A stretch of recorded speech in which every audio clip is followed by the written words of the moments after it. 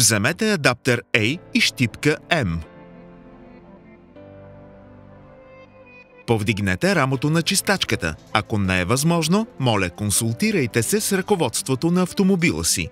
Отстранете износената чистачка.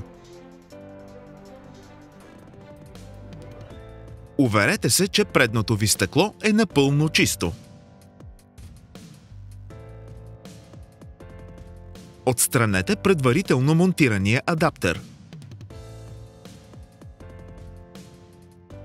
Поставете щипка M върху чистачката.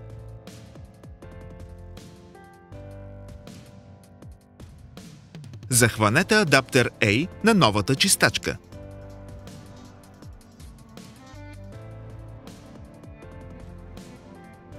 Прикрепете новата чистачка към рамото, както е показано.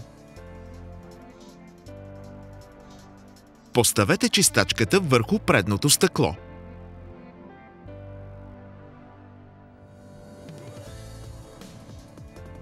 Тествайте, за да се уверите, че новата чистачка работи правилно. Valeo препоръчва да сменяте чистачките веднъж годишно. Когато е възможно, рециклирайте, като поставите опаковката в подходящия контейнер.